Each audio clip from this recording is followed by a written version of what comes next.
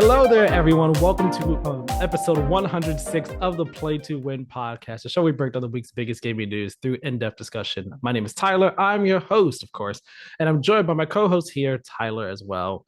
Real quick, before I ask how you're doing, you really almost had me trip up the episode number right here at the start because I was about to say, well, you were about to say 176 now? I was about to say 176. I had to catch myself before I did. This is all just a long, elaborate bit. I just wanted to mess you up and get you to say the latest number I can. Next week it's gonna be 206. Exactly. You're gonna say 206, then on the final episode, you're gonna be like episode 999 that we go. Yeah. One before 1,000, darn. How's it going with you? Not bad, not bad. Tired like always. Doing this in the morning and I'm a nights person. But other than that, it's a successful week of playing a lot of video games. Nice. Yeah, I went the opposite route. I decided to play good video games this week, and you decided to let me play some topical garbage. I'm not gonna call it garbage. I'm not gonna call it garbage, but I was staying topical. I was staying topical with it. All right. Topical, warm or like a room temp bland water. I think that is more accurate, a more fitting description. But I would not decided call it to open garbage. A bottle of Dasani from 2012. Oh my god, I like Dasani water, and I always see people rag on Dasani water, and I never understand why. No, I know you are not defending Dasani. Oh my god, I like Dasani. Dasani's good. It doesn't taste they actually like weird to me. You know they put like salt in it, right? I didn't know that. They intentionally try and make you dehydrated.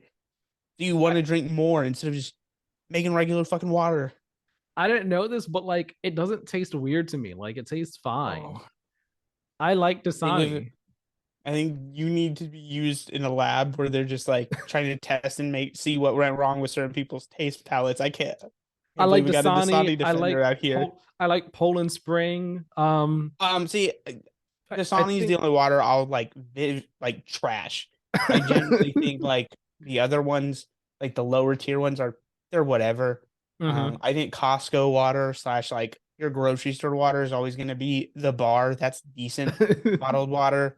And then, of course, it's funny because Charlie Penguin Z0, incredibly popular on I know who you're talking about. YouTube. Yeah, he did a water tier list, and on the East Coast, or at least in Florida, they have Zephyr Hills, and they were like, it's S tier. I thought like it was almost like a meme, but we went to Miami, and I had to try Zephyr Hills.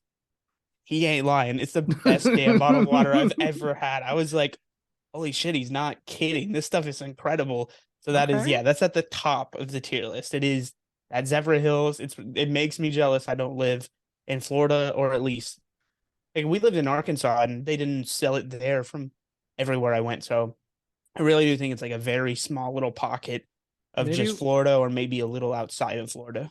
When I go to Orlando in August, okay, if I see Zephyr Hills, try the fucking Zephyr Hills. If I see it, I will try it out and like post something on Twitter. Are y'all going to Disney World? No, Universal. Oh, okay. I haven't been to Disney World since I was like 6 or 7 years old. I've never been to Disney World. So I was just curious because you said Orlando, and I'm like, what is there to do other than Disney World, and then of course Orlando? Right. No, yeah, we're going to Universal. So yeah, that'll be fun. I would love to do Disney World at some other point in time in the future, especially since they just added the Tron ride. Like, oh my god, I love Tron Legacy. But that'll be a future. You and 9 other people. Future. That'll be in the future. No, Tron Legacy is amazing. All right, put respect the Dasani and Tron defender logging in. Oh my god. Let's put respect on Tron Legacy. Okay, I'm not gonna sit here and say put respect on Dasani. I don't care about your water preferences. I'm just saying I like it, but we're gonna put respect on Tron Legacy in this house on this podcast. Do you understand me? We're really not. I'm not gonna go out of my way to slant. It is so uninspiring. It is the Redfall of movies. No. Yes. No. 99% of the general population is gonna be like, oh yeah, that was a thing. We put respect on Tron Legacy. We put respect on Kingdom Hearts. Don't get it twisted. That's what we do in here. Listen, Kingdom Hearts, I respect the dedication by its fans. I don't understand the appeal, but I respect the dedication to just the nonsensical fun. I'm not going to say the same for Tron Legacy. I definitely don't get an obsession with that. But it's not like I can't even go out of my way to slander it. It's just whatever. Um, it's like, yeah, that's a film for sure. Uh, the Good film. Redfall of movies, It's a if great there ever film. were one. It is a great film. They Anyway, also had a very not good video game, right? I think so, but I didn't play it. So I know I think there it was was, the one of those like PS3 tie. It was like PlayStation. one of those licensed movie tie-in games. So I mean, the bar is already low at that level anyway. So it is what it is. Uh, let's get into this episode though. Subscribe, podcast services, and on YouTube. Hit the notification bell on YouTube so you know as soon as episodes go live. Leave a like and a comment, and let us know if you like Dasani water. Okay, let us know if you think it's good or if you're against it. And if you're from Florida, also like maybe add some more testimonials for Zephyr Hills because I've never heard of it before now. But It's incredible. I can't believe it's as good as it is. It has no business. all right, all right. Well, this That week, and plantain chips. I never in my entire life eaten a plantain until I went to Florida. And I ate plantain chips and I was like, holy shit, where have these been all my life? They don't make them as good in other places though. plantains, another thing I don't like. Anyway, let's Don't get into the topics of this episode. So this week we are going to be mainly talking about Xbox this week. Okay, it's been a hot week for Xbox. They've been on the hot seat. We're going to start off, with Redfall, give our impressions of the game so far, solely sticking on the game, and then we're going to transition that into just a discussion on the state of Xbox as a whole in light of Redfall.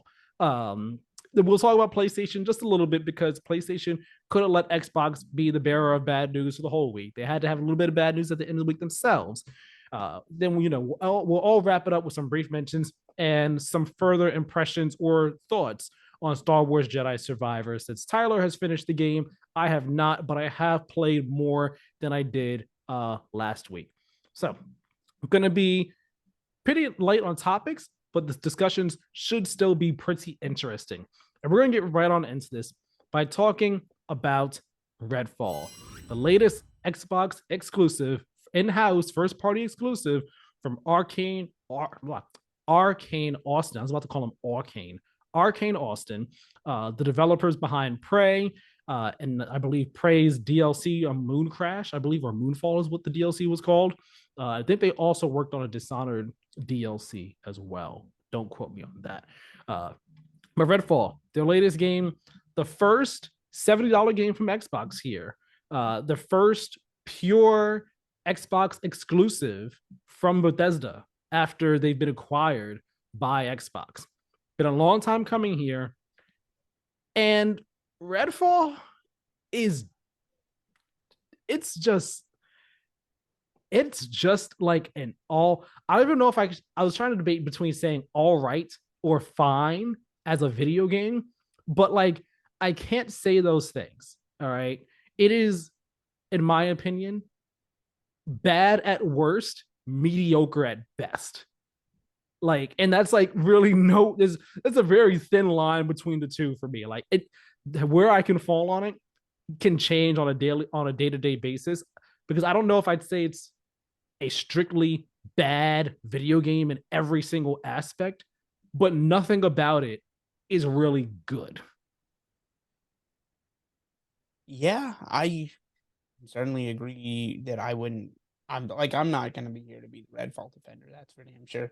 Um, see, this is what I hate about doing podcasts on Saturdays is like sometimes stuff gets beat to the ground so bad Monday through Friday that it feels hack to say anything else. Like everything people have said about how middling it is. What I'll say is this: if you see someone jumping, I think if anyone is passionately defending this game one way or the other, like I think you're a weirdo. Like I think if you're like this game is so like you can say it's disappointing, but I like to say it's so incredibly bad.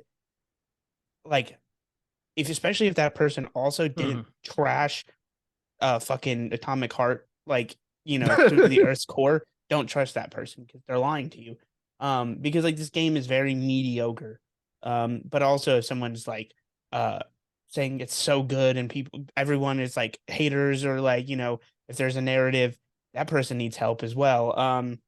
It's just Yeah. it's not a game that inspires anything one way or another.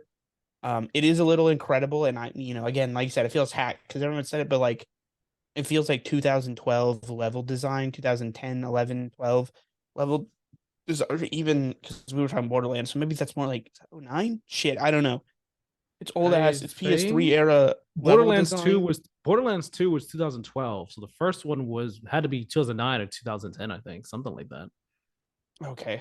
Um, yeah, so I mean, it's definitely reminiscent of that era.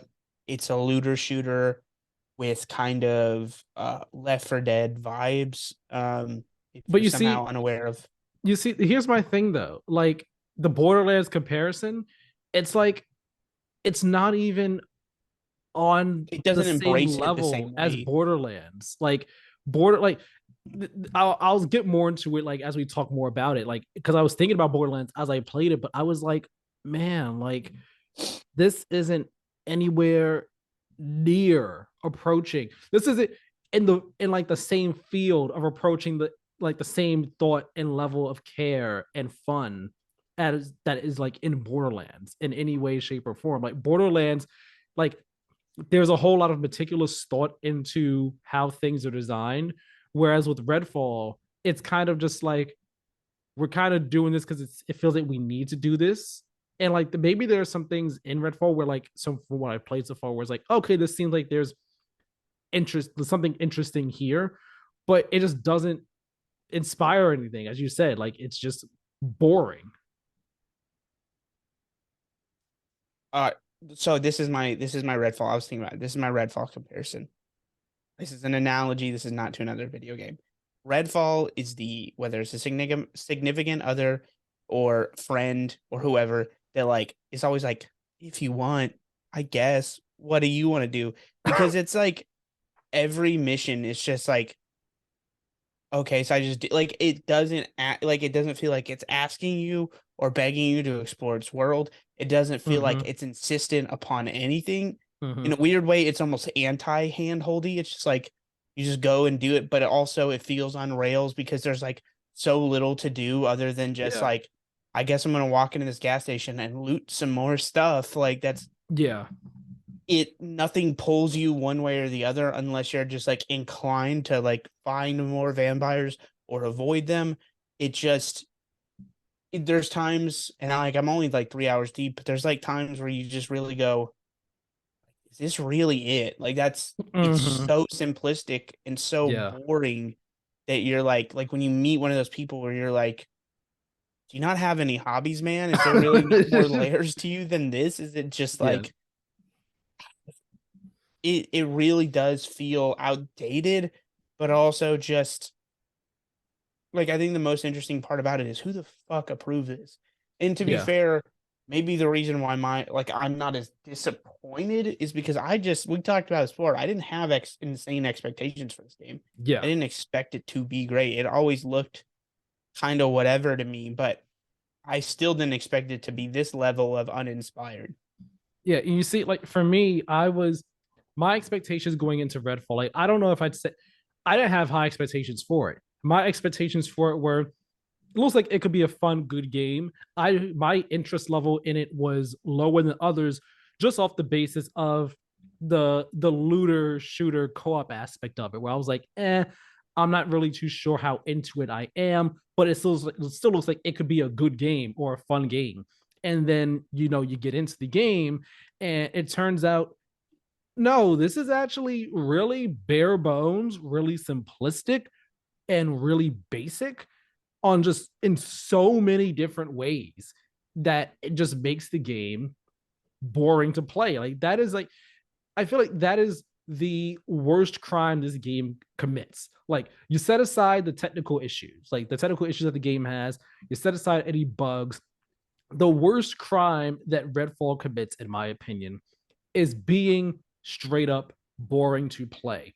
That's not to say that like when I play it, I hate my time with it. That's not to say that like I haven't had moments in it where I'm like, okay, that was like kind of fun. Those moments are fleeting, but like I'm playing the game and like I'm not joking, straight faced the entire time I'm playing. And yes, I'm pretty Oh, straight faced when I play any other game, but like I'm straight faced with some level of excitement or emotion over or enjoyment on the inside. Whereas when I'm playing Redfall, I'm literally like straight faced, no all going up or down on the spectrum of enjoyment or fun on the inside. Just like I am playing a video game, and this is a very simple, very basic video game.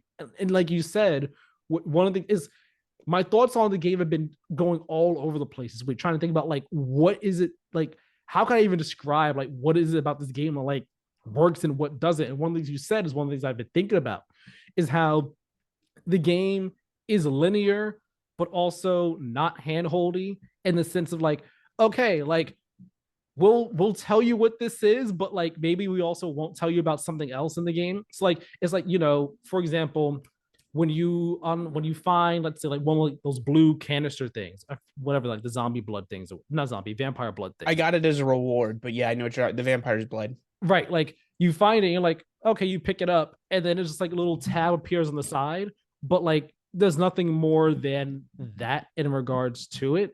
It's hard for me to explain. It's hard for me to explain, but it seems like they wanted you to feel like, yeah, just go and explore the town, but there's no real reason to explore the town. And then um, without that bit of guidance, in a sense, it's like, okay, what am I doing here? Where am I going? What's the point of any of this? Yeah, like I will say the shooting feels fine. It doesn't feel Eh. good. It doesn't feel bad. I've played the worst kind of spectrum of shoot. I've played such a variety of shooting this year because like I've played a lot of MW2, phenomenal. Chef's kiss, S tier shooting, and I've also played Atomic Heart, which is some of the most dog shit shooting I've ever played in my life. And this is very much in the middle of that spectrum. It's like, yeah, this is shooting. This is fine. I wish there was more tactile feedback. I wish it was like a little tighter, but it's not. It's not bad by any means. I played bad this year. I know Yeah. how low it can get, but this is still it leaves a lot to be desired. Um, Below Borderlands even, and I think Borderlands is solid if unspectacular. Like we're going tier. Borderlands is like a B, and this feels like firmly a C, maybe even bordering on D, depending. Like if I played them all in a row, I may end up changing my mind and lowering it a little bit more. And then Mm-hmm. obviously Atomic Heart is the floor. It's F tier shooting, absolute Yeah. hot trash. It's just like everything about it. You're like, yeah, bad mission design, but like Oh my I don't know. gosh. I've Like, seen worse. At least dude, it doesn't get in its own way. like Um, just want to say real quick, the mission design. Like, I I was amazed that one of the missions was, hey, can you put this watch on this grave for me, please? And that was the mission. Just go to the grave, put the there's watch also a on it, follow-up mission mission complete. for it. Yeah, where I Like the did fact you that don't get one. the reward right away. You go to the car, and like you have to fight some people around it, but you go to the car and you get something out the car, like, oh yeah, here's your reward for doing that. It's like I that's the so mission. Like it was like what? this is where I have to admit I haven't listened to a second of audio for this game. Um, because so their whole Bluetooth, like just as an aside rant, like console manufacturers, stop trying to force people to buy fucking pairs of your expensive headphones. Like I really just want to be able to pop in like my tiny little not AirPods, but like J Buds or whatever. Yeah. And instead, like after playing Jedi Survivor and having giant headphones on my head all this week, I was just like, I'm not doing like while working, I'm not doing this for this game. And I tried, I didn't realize Xbox doesn't let you pair small ones either. So I was like, fuck, I'm playing this game with no audio. I don't give a shit. And like 10 minutes in, I was just like, yeah, this story seems annoying and shitty. I doubt the sound design is that good that it's worth it. So I'm just gonna play this without sound. And it is such a podcast ass game, like that. I'm like, Mm-hmm. yeah, see, I think I made the right call here. Yeah. Um, Question: what character are you playing as? uh, Davinder. Okay, so we're And playing as the exact same guy, so I can tell you this much. His voice, like the voice acting is fine, but like borders on annoying with his character in terms of like the lines and the delivery of the the lines lines. are a lot. Some of It's those just lines come like, across as cringe, yeah, I'm even though I just don't have like, context for how they're eh. delivered. Right. I'm just like, like the delivery of them is like whatever, but I like it's I'm just like, okay, like that could have been maybe we could do another pass or two of that line in the VO booth. So I wouldn't say you're missing out on anything by not hearing the audio of the dialogue or anything like that. Yeah. I also, because we talk about the hand holdiness and how it's not hand holdy, I just want for everyone that thinks the problem with modern video games is that it's too hand holdy, play this fucking game because that's not the problem. Like, this game sucks and it's not hand holdy at all. Like, a very straightforward, but really doesn't force you and tell you anything, like tutorial, quote unquote, or intro area. Kind of just lets you start, lets you walk around, lets you figure it out. Because I didn't play Yeah, with audio and I'm working, so I was like, oh, what do I do? But then I figured it out and I was like, oh, okay, yeah, because like there are a lot of like things and like popping up on screen, but a lot of them aren't necessarily forcing you and telling you where to go. It's just like general information. Um, exactly. That's what I was trying to say before. It's just like a general bit of information, but nothing like necessarily helpful yeah, or not anything. giant. There's like some games have that giant neon light. It feels like this constantly pointing, go here, go here. This game doesn't have that, but there's still shit popping up on the screen all the time. You know what I mean? It's Yeah, just, I don't know if that's better or worse because it's not really useful. You know what I mean? yeah. And I want to talk about I guess briefly talk about the world of Redfall because I do think one of the good things, one of the positives I can say about the game is I like the atmosphere of Redfall. It does feel like, okay, it does feel like things have gone down here, kind of sort of. If the town feels empty, because I mean there's a reason why, like a whole lot of people in the town have died. The town is empty gameplay wise because of that, and because of the look of the town, the appearance, the aesthetic, that emptiness does feel ominous and weird and off-putting, and I like that feeling. But when it comes to a gameplay perspective, like, it's odd how empty the town of Redfall is. It's odd how empty the world is, how empty the map is. It's just like, what am I looking? What is my purpose for exploring anything? But like, the only people that you see when exploring the open world, if you're not in like your base, which is the Firehouse. firehouse, at least at the start of the game, because there are two maps. I'm only on the first map. Only play about 5 or 6 hours. Oh, The there's a only second map. yes, apparently there is a second map. That makes Um, sense. The map is tiny. I was like, yeah, this is 15 hours. Oh my God. right. So there are people that like will populate your firehouse, but outside of your firehouse and maybe other safe houses that you collect and that you save and like build out, they're the only people that populate the world of Redfall are enemy soldiers and vampires. And even then, they aren't that frequent. It's not like you see them everywhere you go. Like, you can walk quite a bit and not see any at all, or maybe see only one vampire, maybe a few soldiers, and that's it. It's just really weird that, like, okay, I get that the town has been taken over by vampires and the cultists, so maybe there aren't going to be too many people out and about, but why is that like that why is it that there's only barely anyone out? Why are the enemies But the yeah, only ones out? Why is it that, like, I don't feel like I'm actually saving people, that's saving the town of Redfall by going into these places and getting rid of it's all enemies in a place? Like, what's up with it? It just feels so empty and lifeless in that's not a also a good way. self-created problem. You don't get to like set a world up where there's zero reason for exploration and then use the excuse of like, well, it's filled with these bad guys. It's like, okay, so it's filled with bad guys. Nobody cares about fighting. And there's nothing interesting to explore.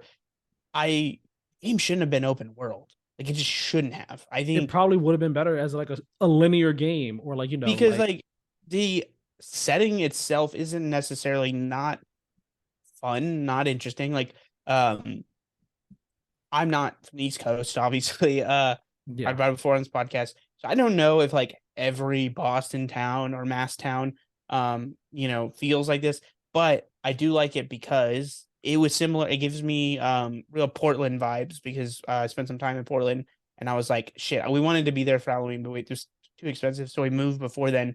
But it's kind of got like the Portland at during Halloween vibes. And I also think it was kind of like a massive mistake. Like, I know Phil Spencer went on the XCast and said like it needed like the issue wasn't that it needed 3 more months, but also it'd have been cool the closer you got this to Halloween. Like, plus it's not like it couldn't have used the polish.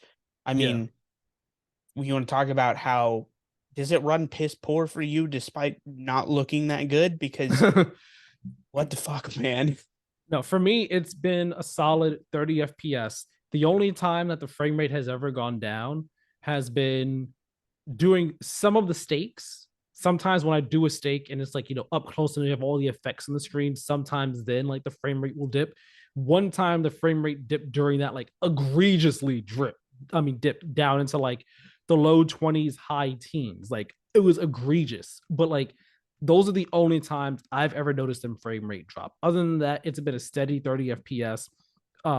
There was the one time I did one of the vampire nests, I went in and I thought the frame rate dropped, but no, that's not the case. While I was watching Digital Foundry's video, it's the fact that for some reason, I don't know if this is an all vampire nest or just that one, but motion blur gets turned off. So everything just looks completely weird. Like all motion fighting just looks very weird because motion blur is off. So it looked like the frame rate was lower, but it wasn't. And I've had other That's weird. still not good. Like It's I not don't know if good that that's it's that. what was going on with mine, but that game chugs the second there's like 2 or 3 vampires on screen. Like No, I've never had that it happen. ran, it runs like, and again, I'm not counting frames per second. I'm just talking about how it runs. Like when the game all of a sudden feels slower to play, and I'm just like, what's going on? This feels like dog shit. Is that's 100% just not good. I don't care what you want to call it. Mm-hmm. And again, I'm not, frames per second king. Like I, played Jedi Survivor. That kind of felt clunky and a little sluggish and at times, but I like honestly probably wouldn't affect my score as much as like, yeah, it crashed a couple times, which sucks, but no, I didn't lose any like huge progress. So for me, like I'm just not generally looking for reasons to be in games for that reason. Yeah. But also, why is it doing this when your game is nothing like there's no giant spectacle? Like Yeah. Days Gone, I didn't even play Days Gone. I imagine it ran better than this. And Days Gone had a fucking their whole thing was look at how many zombies we can fit on screen. Screen. Yeah. Is it a little dumb? Yeah, but also it's impressive when you look at this shit. Yeah. Like it visually, the game really doesn't look great. Like there are moments where like, okay, it looks good, but like when you look at character models, like they look really bland and not great because of just the lighting and the textures on the characters.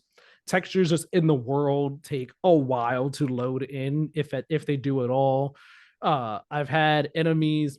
I had it. I was walking one time and I saw a vampire feeding on an enemy, except the enemy they were feeding on was T posing. So that wasn't working out for them. I also encountered there was one thing I encountered where there were soldiers and I fought all the soldiers and there was a vampire right behind them, but like the vampire was just floating there. It wasn't doing anything. So when I actually walked up to it, like I couldn't hurt it. It couldn't hurt me, but it was talking. So like I've had those weird glitches. The absolute worst technical thing I actually had happen to me was in the mission in the mansion. And I say it's because you're approaching this mission, and I think it'll Yeah. happen to you as well because I saw it also happen in Digital Foundry's video, where once I got in, I think it happened once I got inside the mansion. I don't know if it was once I got inside or once I just got to the mansion on the outside. I could not open up the menu with the pause button, and I could not crouch. Pressing either of those buttons did nothing. The So only way I the thought it game was would my let you. controller because I have a beat up controller. Just at the Bethesda net screen, Mhm. I was like, it just didn't want to run. Like it was having like, it was just basically like it was having an aneurysm. It was just like clicking up was down, and it wasn't even just an inverse thing. And it was like, what's going on? I had to like sitting there hitting my controller, like, is this thing? Because like the buttons have gotten messed up and like the Xbox, but I was like, no, it's not there. Because now that we're in the game, it was just it had critical issues that the screen didn't want to run properly during the Bethesda net login uh screen. So I believe it. Yeah, and I was like, it sucked during that mission because, like, I wanted to try and stealth around, but I couldn't. And there was a part of the mansion where, like, if you wanted, it's optional this part of the mansion to get into, thankfully. But like, if you wanted to get into it, you had to crouch, but I couldn't crouch.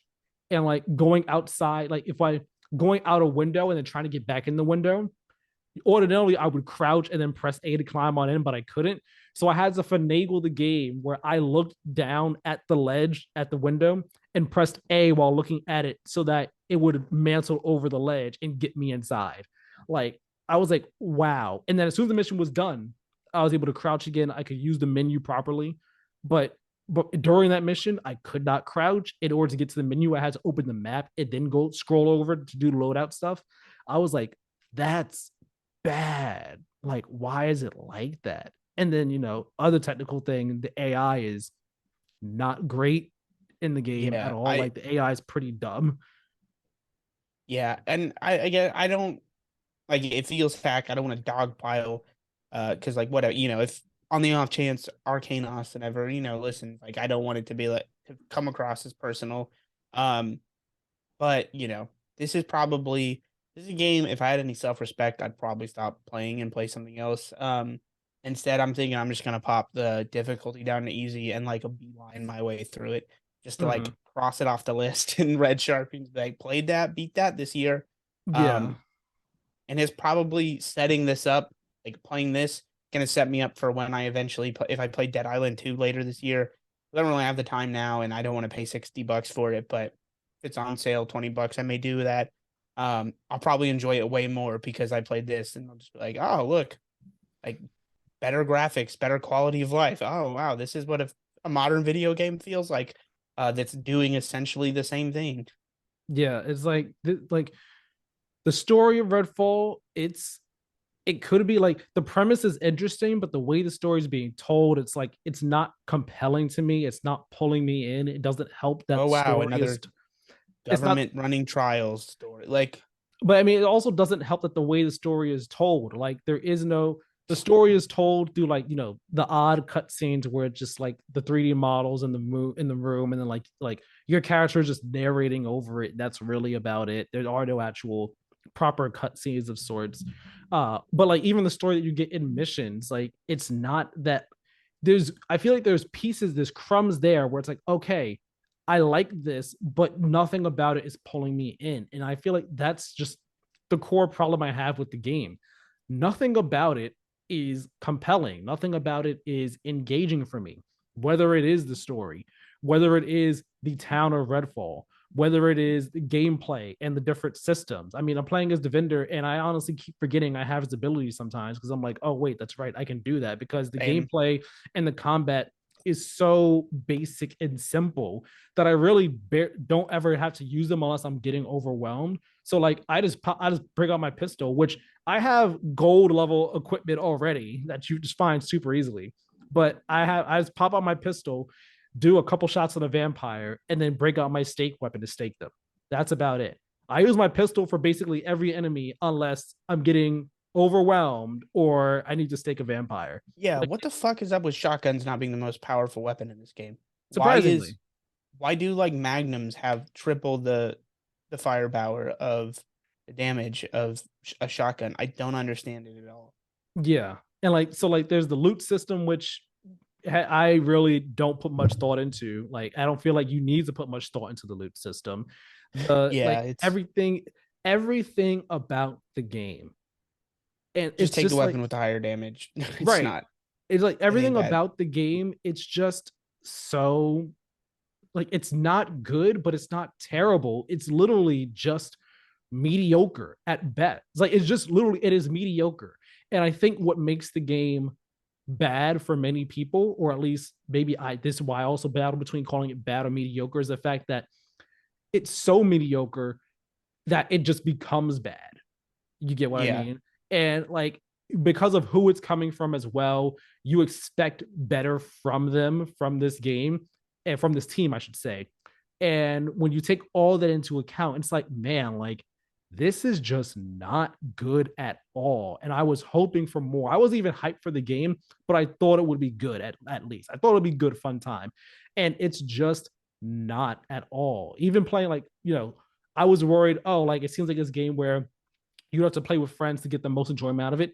Yep, that is totally true because playing solo is very much super Boring. boring. And if you're Yeah. playing with This friends, game at least you'll get some entertainment out of doing wacky stuff with your friends. But this game makes it's me miss Gotham Knights. That's all I'm gonna say. that's fine. And I saw a tweet with someone that said, well, Akami Games on Twitter, it like made a joke because the same day the game came out, like a gameplay trailer for Forspoken's DLC came out, and he had posted the Thanos Nebula meme, and it had Redfall had Forspoken's face on Nebula, and Thanos saying, "Perhaps I treated you too harshly," and I was like.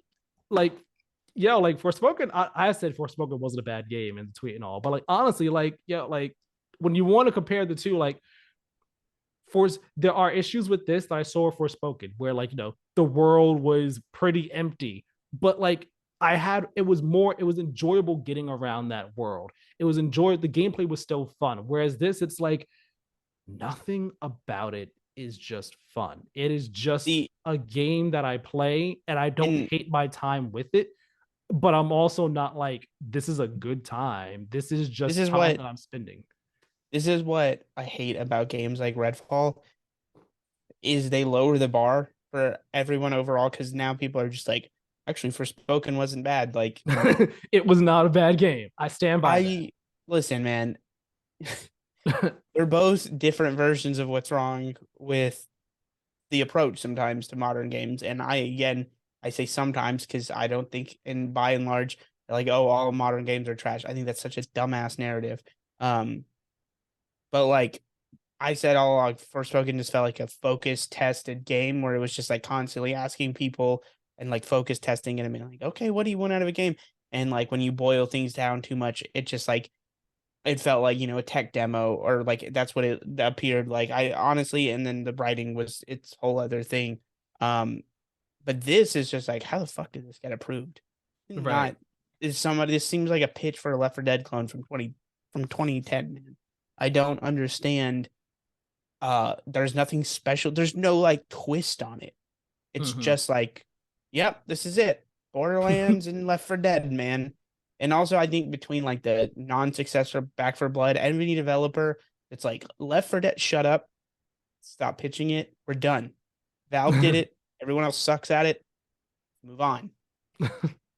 And that's a bit of a perfect segue right there to the next bit of this conversation. That's Redfall tangential, Redfall adjacent is the word I actually want to say. That being the state of Xbox in light of Redfall, because yeah, it's another big loss for Xbox. I mean, I say another big loss.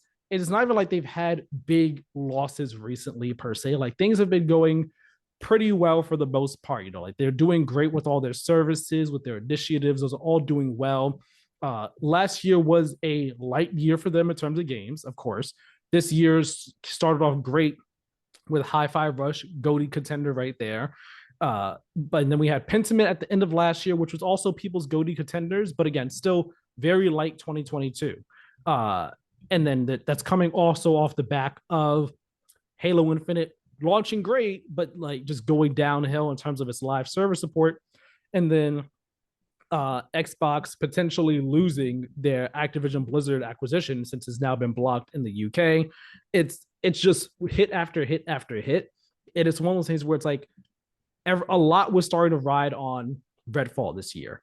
Well, not starting to ride on Redfall, but like right in terms of games, Redfall was supposed to be the start of everything turning around for Xbox. Hi-Fi Rush surprise at the beginning of the year, but we were all going into this year thinking, okay, we're gonna be getting Redfall and Starfield, the two next big games from Bethesda as part of their new games from the acquisition that Microsoft did of Bethesda of ZeniMax. So it's like, okay, there's people have hopes for these games, especially after the 2022 content drought, and then here we go. Redfall comes out and it's reviewing super poorly. It's not doing well at all in terms of reviews. It's a technical mess for many different people, and as you said, it begs the question: like, how did this even happen? Like, not even just like from how does this happen from this studio, but it's like, how did Xbox let this game turn out the way it did? And then it also begs the question of what's next for Xbox? Like, what can we expect? Do we have hope for Xbox to be able to turn things around? Because at the beginning of the year, I had said that this needs to be their year to win, and Hi-Fi Rush was a good start, but now we have this huge downward slump here, and all the hopes are being pinned on Starfield. And yes, this is the talking point people talked about all week long. I know that, but like everything really is riding on Starfield now to be that golden, not golden goose, but like the golden child, the savior of Xbox. That would be like, we can turn things around. Things are going to get better. Trust us. Like, where is your take on this? Where are you starting to fall on this right now? I think it was like honestly, I think what Phil Spencer said in his interview was super enlightening. Yes, very Like where enlightening. he not like he said this, it's not just games. And he's like he took, he ate a lot of shit as far as, this game kind of sucks. Like I get it. Like, it's okay to be disappointed. I don't like disappointing anyone. Even though he's not personally developing Redfall. Um, it's weird because yeah, like last year, Xbox did great as far as numbers and units sold.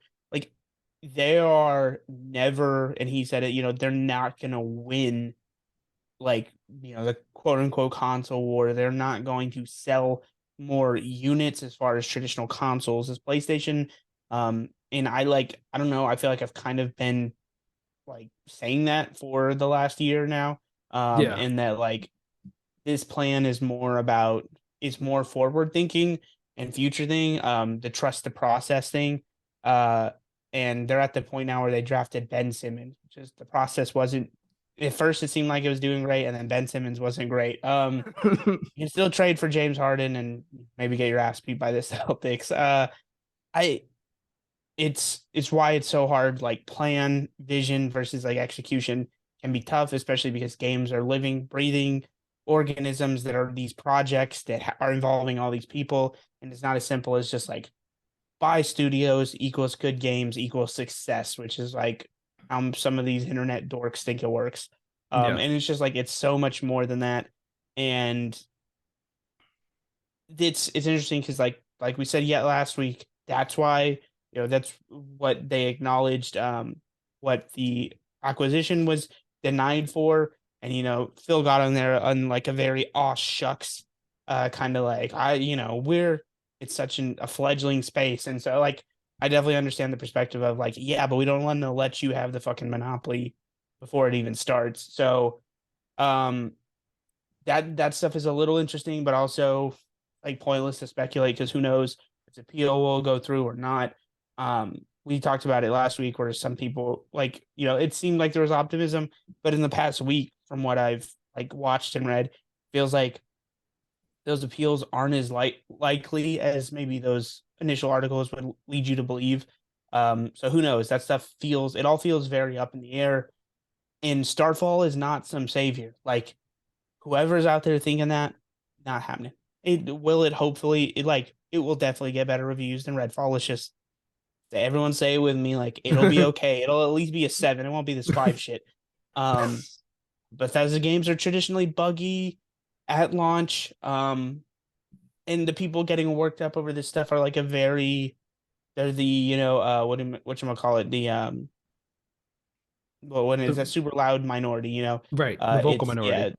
yeah, uh the vocal minority, they are very much the people that are just mad because they love and invest into the Xbox platform, or they're the trolls and the haters from the other side, um which Phil even acknowledged, like, yeah, they spend the most money, um and like, sorry guys, like you're not at, Starfield can be the best game in the world. It's not going to justify a $500 purchase at this point. If you're feeling that way, like it probably for the time being was a bad purchase, See, um I'm gonna push back on that a bit though, because I and this is, to be clear, this is someone that doesn't view my $500 Series X as a bad investment. I didn't have one, didn't want to go and buy older tech, etc. I've played fun games on it, loved Hi-Fi Rush. It's still my current GOTY holder, as much as I loved Jedi Survivor, and I'll review it in a little bit. Like, I don't think it's a $500 disappointment. But if you're pinning Starfield for it to not be that, spoiler alert, it probably already is in your mind, and you're just now trying to push off the justification or push off the judgment of whether that is. Like, you can't appreciate what's already come.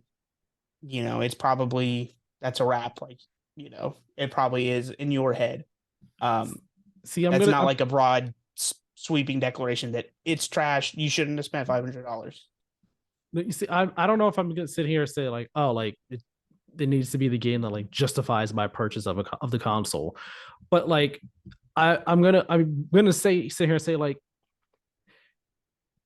a game like Starfield, right, will almost certainly be a game that encourages people to buy an Xbox because it is Starfield, because it's the next big RPG from Bethesda, because they love those games from Bethesda.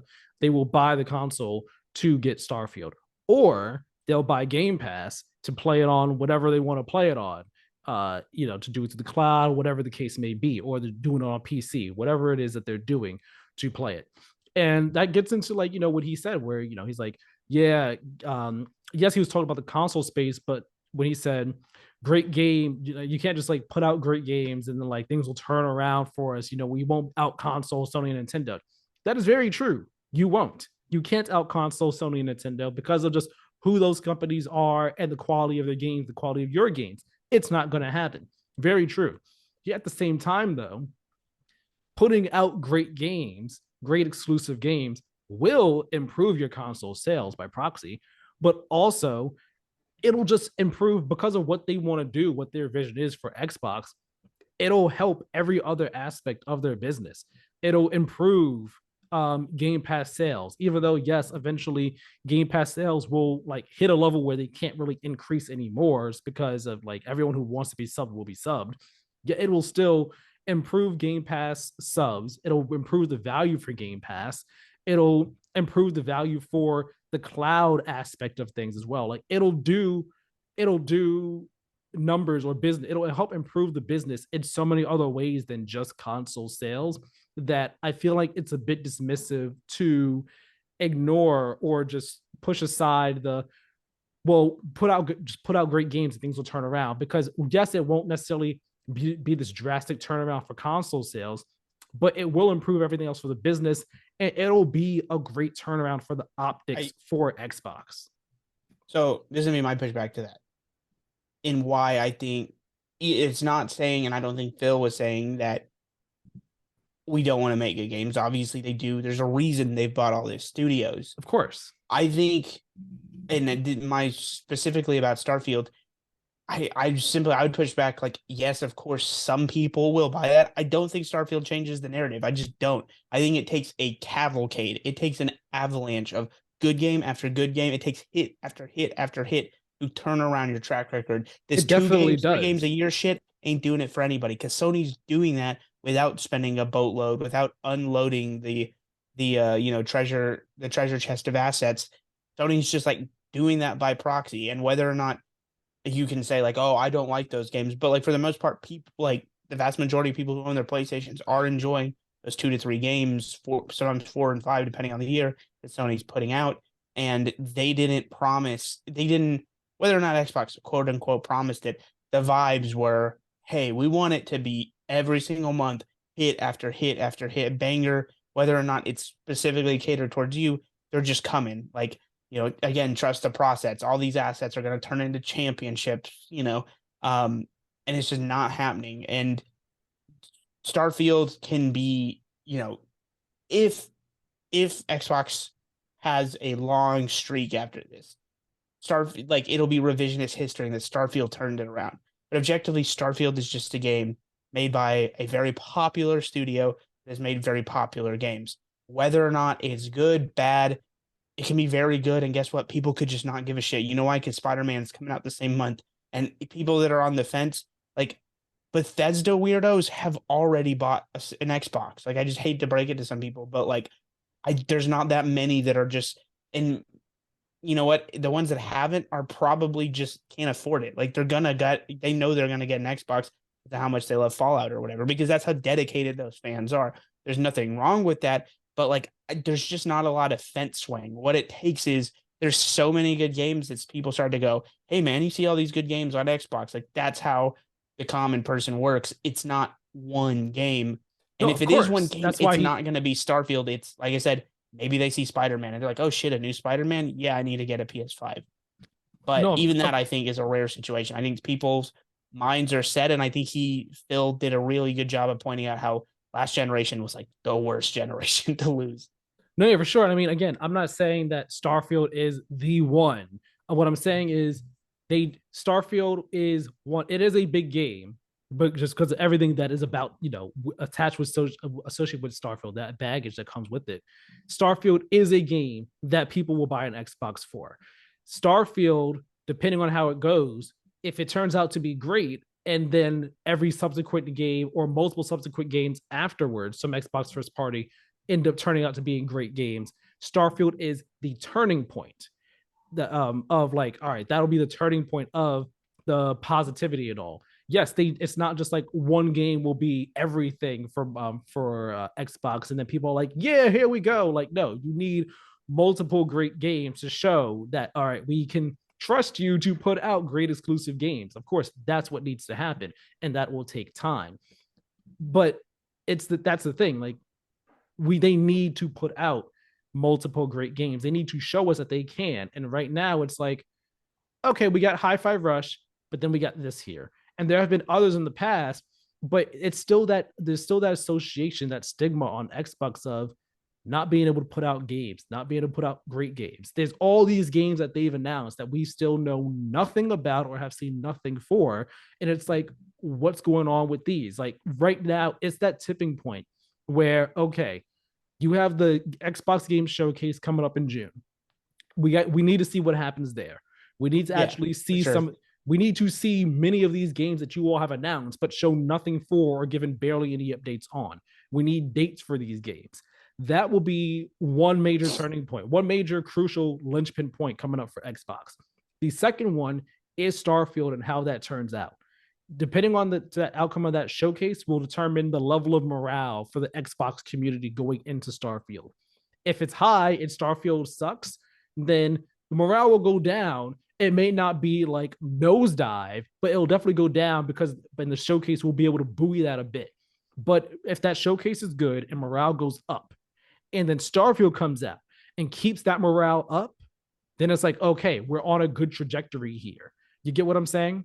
Like we need to see that they have good games coming out, and they need to put out those great games. So there's two things here. I think there's two separate points. Moral victories exist. Nobody wants to feel bad all the time, but I don't necessarily believe in turning points unless you're talking about something more tangential. So like in a sports analogy, sports turning points are more a real thing because it's a very small, ultimately the people producing the labor, small, tight-knit group of people. Even on a football team, which is like 22 people starting, 50 in a room, that's a lot for a sport. That's still tight-knit in the grand scheme of things. So you can more directly feel, the bad vibes or the good vibes. Momentum exists, in a weird way. The studio working on such and such doesn't give a shit about Redfall being bad. That doesn't affect them. It does affect like all the people on the internet that are bad, like, that are like feeling bad about it. But like, guess what? We talked about Hi-Fi Rush was a banger. It's always going to be revisionist history to go like, that was a turning point. Well, guess what? Like an insanely good game came out 7 months before that. Like the idea that there's this turning point, like these are groups of hundreds, if not thousands, depending on the size of the developer, of people working. Guess what? They actually give a shit about. Do they have great benefits? Is there great pay? And what kind of reassurance are they getting from Microsoft? They're like, hey man, just make a good game and don't worry about anything else. Like that's what actually changes morale at studios. They don't really care about what the other studio did. I'm sure part of them is like, yeah, because those guys aren't that talented. Like we're better. That's human nature. And again, it's like how the internet community is like feeling and projecting feelings of like good, bad, etc. in kind of like what feels like a cavemanish way, which makes sense in sports, but it's like, this isn't sport. There's not like this, again, championships aren't real. There's no, like, I get that I get that some people are disappointed about video game bad, but you're also ignoring the video game good that came at the earlier end of the year. And it's like, I'm sure Phil, and he's sure he's feeling the heat and he wants to like make sure they have more hits than misses. But ultimately, I don't think that can be affected by none of these is like if you're making Gears 6, you don't whether or not Starfield's a hit doesn't really matter to you at all. I'm sure some of those people are Bethesda fans, so they're gonna be bummed if it sucks. You know what I mean? Like if they're a fan of the game too.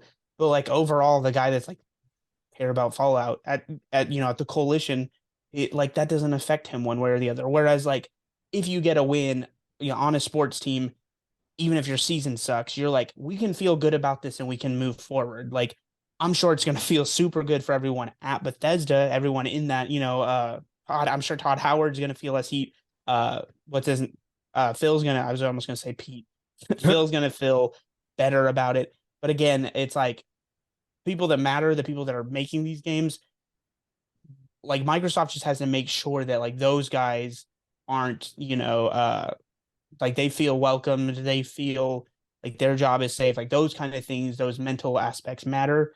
And maybe go in and do some culture building there. Maybe they need more structure. Maybe the studios they hired or like purchased aren't as good with free reign. Like I don't know, but is there like a more broad cultural thing that Microsoft has to go in and kind of be like, hey guys, what do we do to make sure that like we have better structure and we're pumping out hits? Like how do we need our version of Insomniac. We need that. But again, I don't think that, that starts with Starfield. I don't think a turning point necessarily exists. When they finally hit a streak, it's just going to be the first of a streak, and it's going to be for like, again, this is a person that doesn't believe in fate or destiny or anything like that though. So like, of course, it makes sense coming from me. Like it's just going to be coincidentally the first in a string of really talented developers ironing out the kinks and producing a stream of hits, which I do think will happen. Like it just mathematically, shit ton of studios Microsoft bought, it would be an anomaly for you to not hit a 4, 5, 6, game stretch where they're all bangers. Like if that doesn't happen, something really went wrong. And I would think that's the point where you start to look at Microsoft and go, hey, you've got to be doing something here because there's just no way this many talented studios all hit misses. Yeah. Well, in the interest of time, we're gonna move on from the Xbox and Redfall conversation.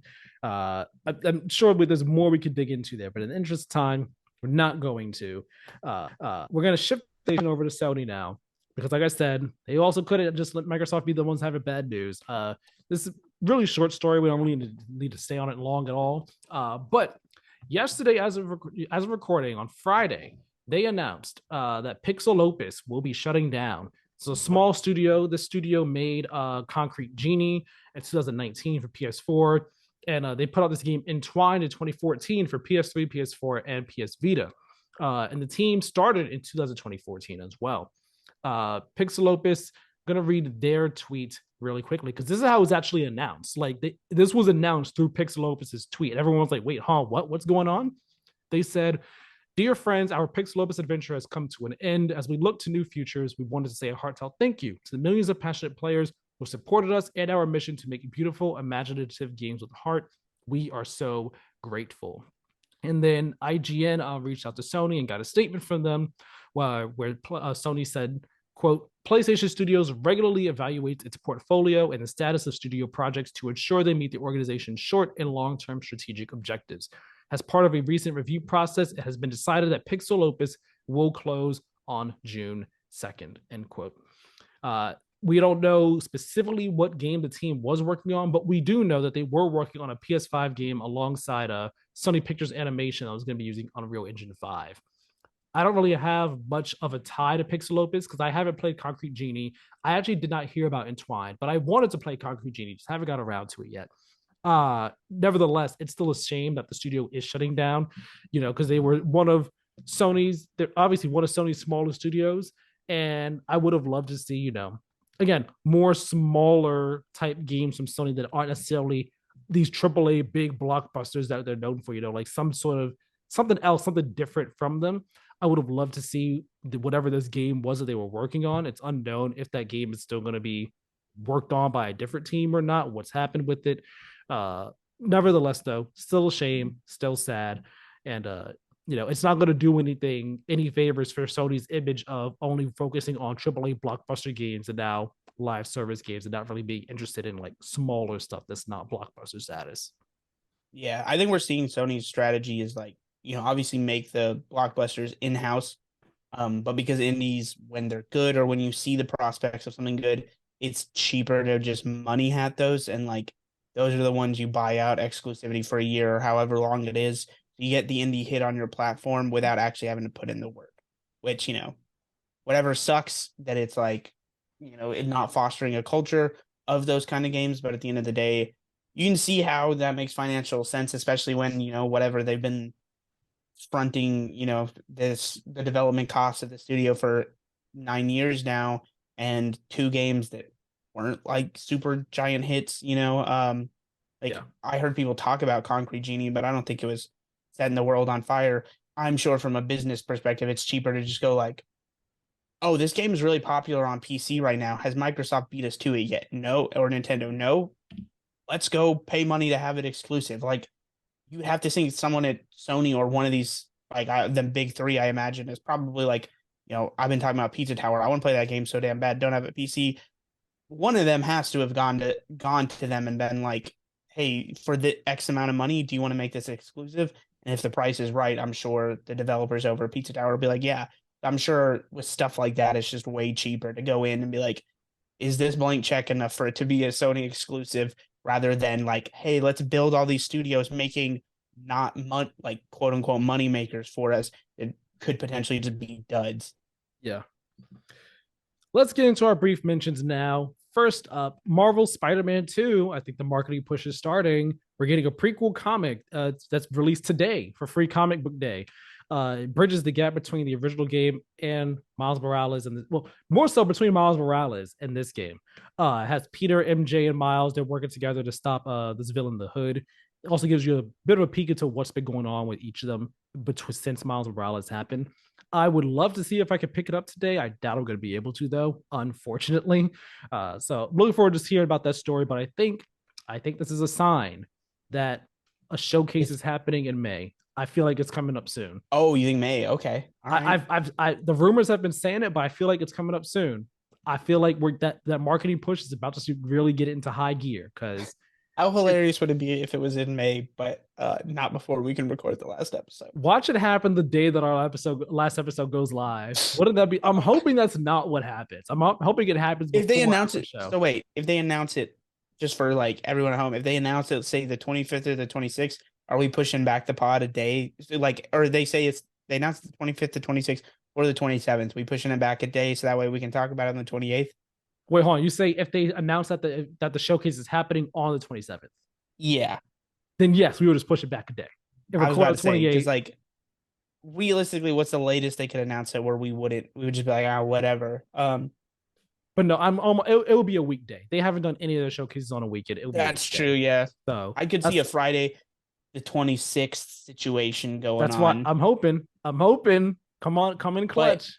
Come in clutch. I don't know. It's like the June is such a pivotal time. My money would be, just because of this is how life works, that it would be that following June 2nd would be the week. Or like that week, but maybe the second Friday. Right. We'll see. We'll see what happens. But people are also thinking maybe they'll do it before the Spider-Verse comes out. Because again, just that synergy. Do this, and then Spider-Verse comes out, and just like all the synergy. When does Spider-Verse come out? June 2nd. Oh shit. Yeah, that's what I'm thinking. May. It is, and that's also the rumors is before Summer Game Fest 2 is when it's supposed to happen. Near the end of May sounds about right. I'm hoping it's that last week before we do the last episode. That way we can get it in there. I'm hoping it is. We'll see what happens though. That'd be cool. We got 2 indie game release dates. For one high profile and one not as high profile, but was still in a recent PlayStation event. First up, Planet of Lana, coming out on May 23rd for Xbox One, Series X and S, and PC, and it'll be on Game Pass at launch as well.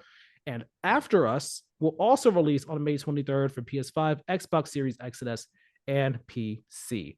Looking forward to both of those games. Respawn, they're not just, they're also working on 2 other Star Wars games. And one of them is a strategy game made alongside Bit Reactor, and another one is an in-house first-person shooter. Wonder what that's going to be like. Midnight Suns. It is coming to PS4 and Xbox One on May 11th, but the Switch version has been canceled. A MetaQuest gaming showcase has been announced for June 1st at 10 a.m. Pacific, 1 p.m. Eastern. It'll feature over 40 minutes of content. I won't watch it, but hopefully there's some good stuff there. Hogwarts Legacy has sold 15 million copies and made over $1 billion. I'm not surprised it's made a whole lot of money, but man, it's kind of surprising how well it's done in such a short amount of time. And then Riot Games is compensating women for gender discrimination that happened at their company. I meant to put this detail in there, but specifically, hold up. Okay, so the article froze. Just read the headline specifically from IGN.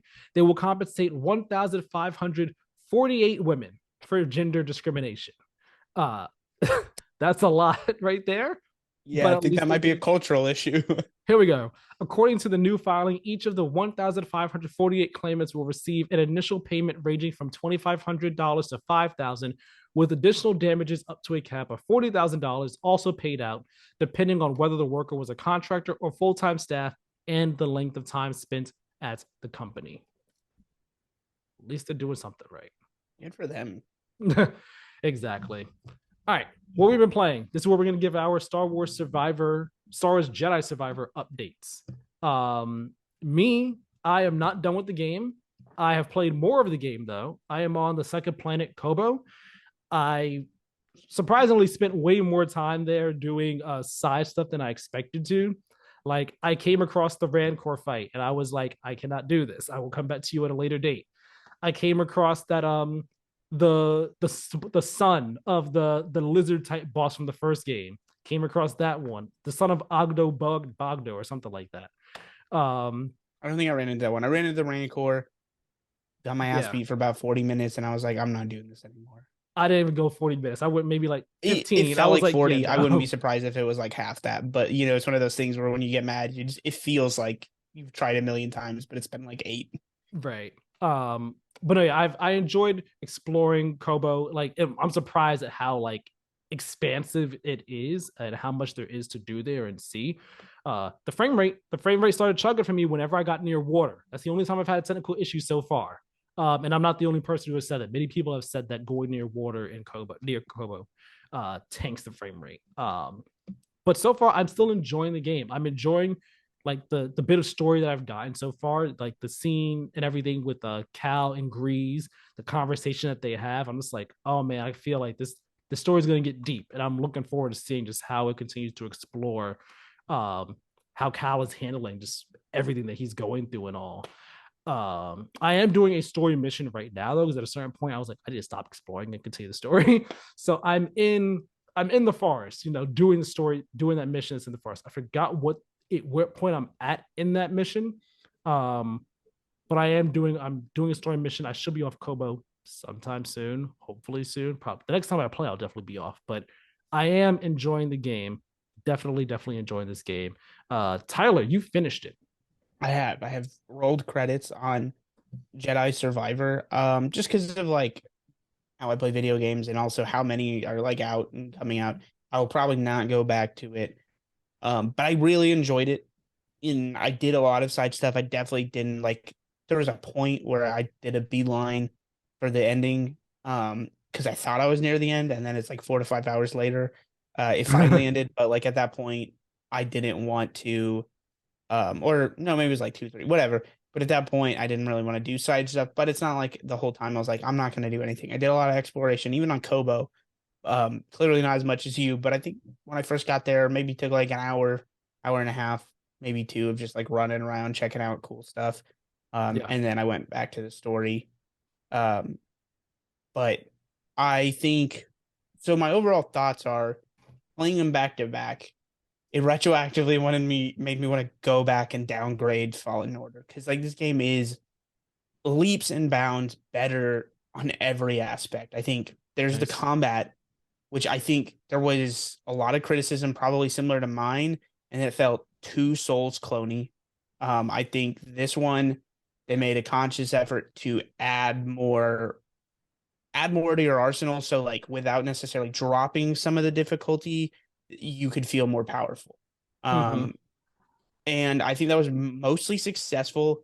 I don't think while the animations are cool, like I don't think they're as smooth or well refined at like I just don't, there's something and for anyone that's like, oh, it's just Souls, it's easy to do, like those animations, and how balanced they feel and how perfect the timing always feels and it never feels like your fault is just never quite there in games like this and like copycat imitators. But I think going away from that and embracing a little bit more of their own of giving you more of the force ability, stuff like that. Even from the start, you feel we were talking about that you feel relatively powerful. All very Yeah. smart design decisions. I still think the stamina bar is just like incredibly weirdly unfair in like a lot of the boss fights. I think those still felt really unbalanced. Especially some of the end ones. Like in the beginning, I was like, oh, these are the boss fights, super easy.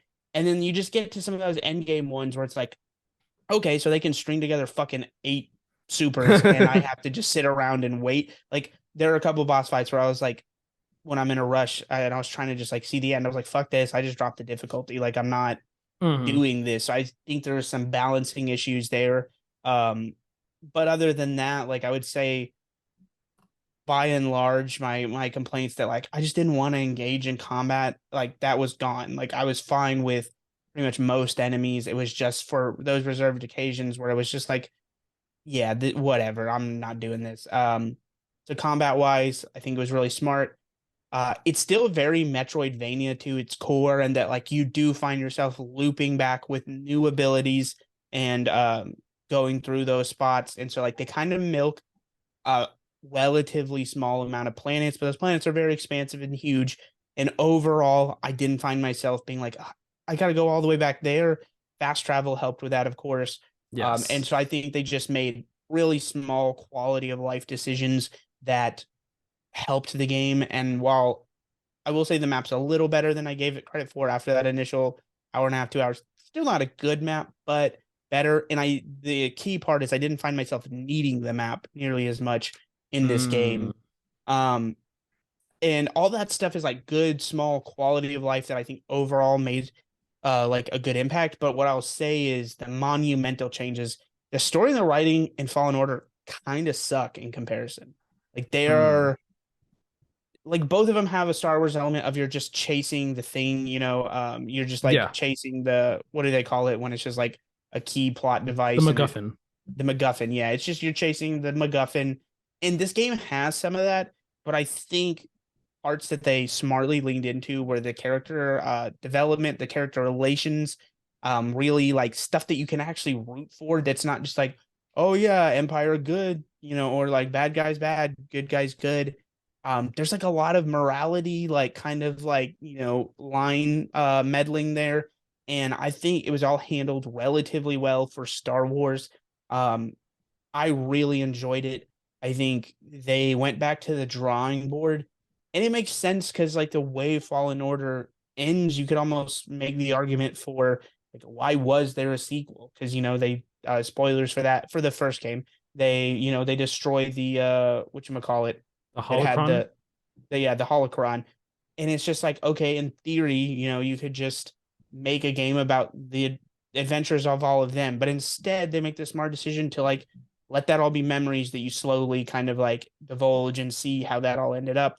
Um, but like all of the main characters from the last game are back in just like enhanced, way better versions of themselves that like are more fleshed out, make more sense as to like what the dynamics are and how they all interact. So, and Nice. importantly, Cal doesn't suck. Like Cal is, it's kind of insufferable and whiny. He's got a real Luke vibe going on to him in Fallen Order, and not as insufferable or whiny, but just very bland. Like not a lot to like latch onto. And I think customizing him was letting us customize him even more so was smart because you can make him kind of feel The way more you want like him how to. you would, yeah, how would you, the kind of guy you'd want to hang out or think it's funny. You can do it for the memes, you can do it however you want. So you get a little bit more to latch onto personality or just like overall flair.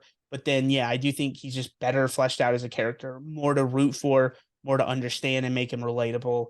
um yeah, just like really there, it's not perfect. There is some MacGuffin chasing.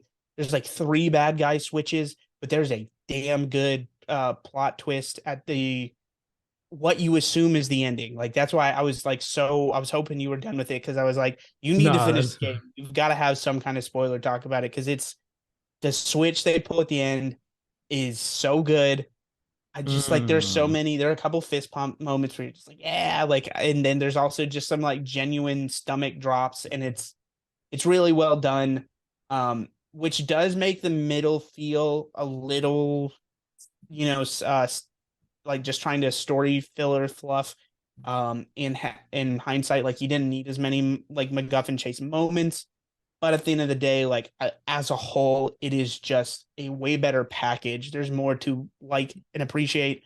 And I would say for me, and like I think I said 7.5 for the last game. In retrospect, I'm knocking that down to a 6.5. I think that game was a 6.5, and this is like a clear 9. I think just wow. yeah. And I think if you're a bigger Star Wars fan than me, I like if you're like this game's perfect, I can see an argument for that. I definitely can find issues with it, but the good way stronger than the bad. 9 out of 10 for me. That's awesome. I'm happy that you enjoyed it as much as you did. Uh, Gives me high hopes, high expectations for myself. I think that, because like I liked the first game, but I didn't think it was like this GOTY nominee or contender at Yeah. all when it first came out. But Kind of funny. Yeah. not even just them. It's like so many people I saw saying it was like a GOTY contender and all, like one of the best games of that year. And I was like, not really. I But was gonna say in hindsight that might speak to that year, but if you go back, there's definitely a better other better games. So I yeah, don't know what they were thinking. yeah. So like I'm happy to hear that like this one seemingly is just like once you like as you progress through the game, it's like yeah, like it just continues to get better and better and better and better than the last one. And already I'm feeling like this one's better than the last one. So I'm happy to see where it goes, see where the story goes for sure. I've heard that like the back half of the story is like where things get really good. So I'm looking forward to progressing through it. I'm gonna play it more this week. I'm not going to finish it before Zelda, almost certainly. And once Zelda comes out, that's taking my time and attention for sure. But I'm excited to continue playing it, and I'm hoping I can finish it before we are done with the podcast. I think I can, but I also know Zelda's going to take up a lot of my time. So I'm just like, all right, we'll see. I got to balance it too. Would you rather I finish this, or would you rather I dedicate time to the I think you baby got to goat? finish this, man. I think you got to finish this. What you don't want me to dedicate time to the baby goat? What? Here's my thing, right? Wow. I would not say you're the foremost expert on Zelda. I think the opinion of some because Zelda also I don't think will be as contingent on finishing it. Like I think worst case scenario, I know you won't push it off, but like worst case scenario, if you just played Zelda like Tears of the Kingdom the last week before the pod ends, I could get like a decent like I think we'd already start to get a feel for like how your thoughts are about the game or whatever. This game being story dependent, like I'm more interested in seeing how you think or how, like what your thought process Mm. was towards the end of like how it all wraps up. That's what I personally would be more interested in. Okay. By all means, your decision, your gameplay, but really where we made a mistake here was dedicating time to Redfall at all, man. Five is such a better game. Okay. Okay. I will try my best to see if I can finish it before we're done with the show. I'm not sure if I'll be able to make it happen, but I will try my best to make that happen so we can have a good conversation about it. Sound good? Sound good. All right. That said, that's going to wrap up episode 106 of the Play Win podcast. Thank you all so much for watching. 176. One, I really happy to see. I was like, wait, what? What? 106 of the Play to Win podcast. Subscribe on podcast services and on YouTube. Leave a 5-star review. Let us know if you loved of Survivor. Let us know if you think Redfall is boring and bland, or if you really enjoy it, or something. Let us know where you fall on the spectrum of that game. On YouTube, comment and share, and also leave that like as well. Hit the notification bell. Also, the site, head over there, playtowingames.wordpress.com. You can check out everything Play to Win there. And follow us on Instagram and YouTube. Not Instagram and YouTube. Instagram and Twitter at Play to Win Game. For updates on the show and other things that might get posted over there. Tyler, where can people find you? Good Game We Lost on TikTok, YouTube, and Instagram. It's where you can find me 3 weeks from now when there's no longer content on here, folks. Got 3 more. Follow him on those places. 3. You can follow me on Twitter at TylerMiller2496. And also remember my blog at The Comfy Spot as well, because that's where I'll be after, this podcast is done and all. But follow me on Twitter, both those places. My personal one, TylerMiller2496, is where I tweet from the most and all. That's where I'm most active. So follow me, chat with me. All that said, thank you all so very much for watching and or listening. We'll talk with you all next time. Have a good one. Have a good one, everyone.